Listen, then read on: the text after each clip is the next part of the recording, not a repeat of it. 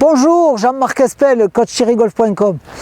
Bon, bienvenue dans cette suite logique du cours de la sortie de bunker. Hein. J'ai eu beaucoup de commentaires par rapport à cette sortie de bunker. Et vous êtes sûrement nombreux à avoir des problèmes dans le bunker. Donc ce cours va vous faire énormément de bien parce qu'il est très simple et grâce à ce cours, vous allez arriver devant vos balles dans le bunker. Ça va être facile, vous allez pouvoir respirer, vous allez vous ressentir serein devant la balle, vous sentir très serein devant la balle, ce qui va vous détendre. C'est sûrement un des coups les plus faciles du golf. C'est le seul coup où il n'y a pas de contact entre la balle et le club de golf. Il y a du sable entre. Donc on peut se tromper un petit peu de quantité de sable. On aura toujours un résultat assez cohérent. On va voir 3 modules. Module 1, placement. Module 2, coordination du mouvement. Module 3, le relâchement qu'il faut mettre pour bien sortir la balle du bunker.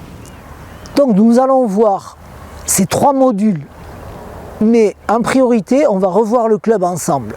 Le sand wedge, il est un peu spécial le sand wedge. Donc le sand wedge, la face, l'arête, la semelle, le dos du club. La semelle elle est hyper importante.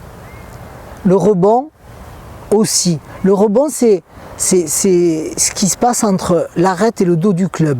J'en ai parlé dans les vidéos précédentes, il est biseauté le rebond. Le rebond il va glisser dans le sol, ça c'est une des choses qu'il faut absolument appréhender. Pour ça, on va voir le placement. Donc le placement de cette tête de club dans le bunker, c'est un peu spécial. Un peu spécial parce qu'on va se retrouver avec la sensation d'envoyer la balle à droite parce que le fait d'orienter le club vers le ciel nous l'oriente à droite. Donc vous avez tous eu cette sensation où le club est légèrement orienté à droite. Donc du coup, pour contrer cette orientation à droite, il va falloir s'aligner à gauche. Je vous montre ça de profil. Donc les baguettes matérialisent la ligne dans laquelle doit sortir la balle. D'accord ? Moi je dois donc faire rouler la face d'un quart, donc elle va se retrouver à droite. Pour contrer cette face qui est alignée à droite, je vais m'orienter de 10 degrés, 15 degrés à gauche. Ok. Du coup, mon corps étant à gauche, je vais être obligé de swinger dans le sens de mon corps. Donc je vais avoir la sensation de monter à l'extérieur avec une face orientée à droite et de swinger à l'intérieur avec une face orientée à droite. C'est ce qui fait que la balle se lève et va en direction du drapeau. C'est magique, magique. Je vais vous donner quelques exercices aussi dans le module 2. Module 1, placement de la face de club, placement du corps par rapport à la face. Ok, corps orienté à gauche. L'autre point qui est hyper important, c'est qu'on va être beaucoup plus écarté dans le sable et en plus on va s'ancrer pour être en dessous du niveau de la balle. Comme ça on est sûr qu'on va prendre du sable. Là on s'ancre un peu. Je me place, je vous fais une petite démo, on va revoir après les principes de coordination. Donc je m'ancre, donc je descends par rapport au niveau de ma balle, hein, important. Et ensuite, on va voir que mon corps est aligné à gauche et je vais swinger dans le sens de mon corps. Je me place.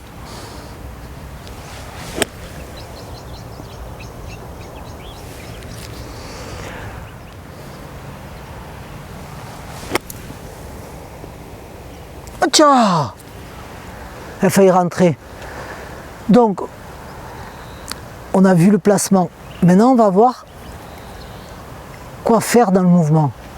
Qu'est-ce qu'il faut faire? Il faut essayer, toujours pareil, de faire bouger les bras par le corps. les bras par le corps. Placez là. Ok.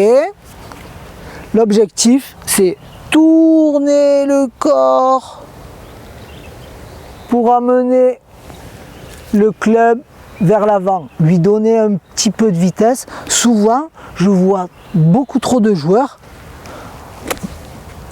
Non, n'envoyez pas les bras, n'essayez pas de soulever cette balle. C'est le même principe, il faut prendre du sable par le rebond va glisser dans le sable, du coup le slide va donner de la vitesse à la tête de club et la balle, elle sort comme sur un petit coussin d'air. D'ailleurs, je vous donne quelques exercices avant de vous donner le module 3.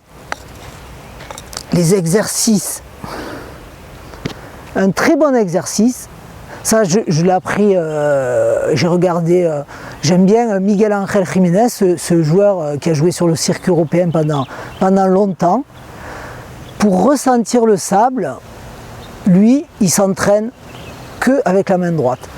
Alors pourquoi c'est bien de s'entraîner qu'avec la main droite? Parce qu'on a moins de force qu'avec les deux mains, évidemment, et on est obligé de donner une valeur à ce poids du club. Il est plus lourd, donc on est obligé de le laisser circuler et de glisser dans le sable au lieu d'aller taper le sable et d'essayer de ramasser 1 kilo de sable.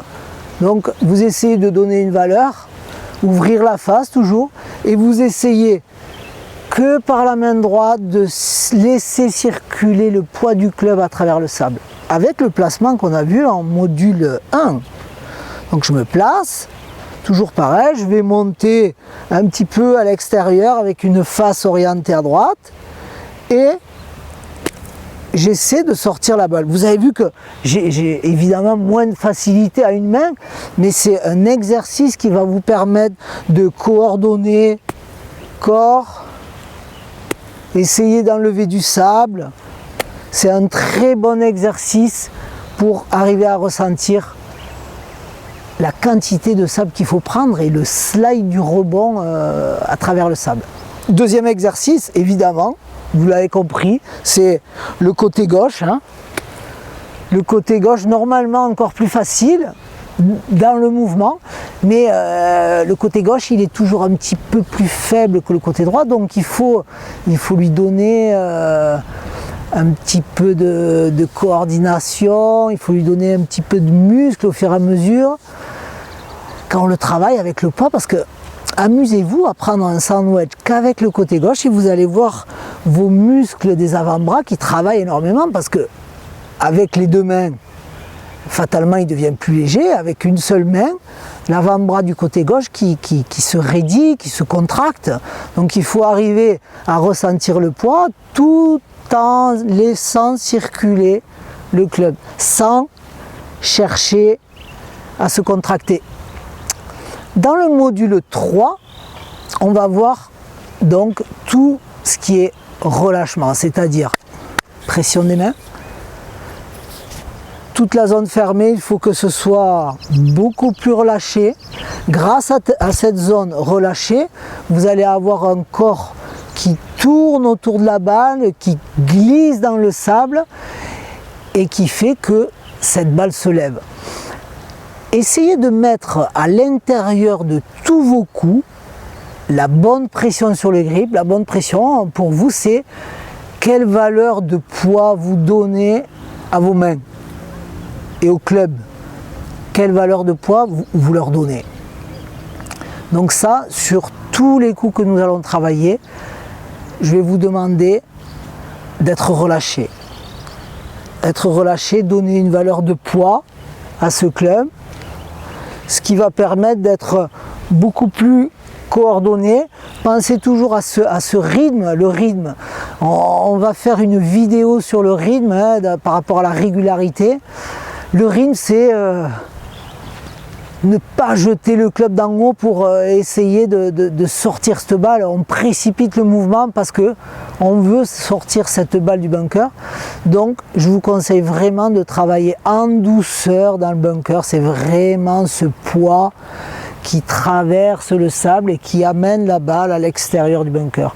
Le deuxième, vous avez un petit exercice aussi très sympa, c'est d'essayer doucement de voir si vous arrivez à faire sortir du bunker du sable.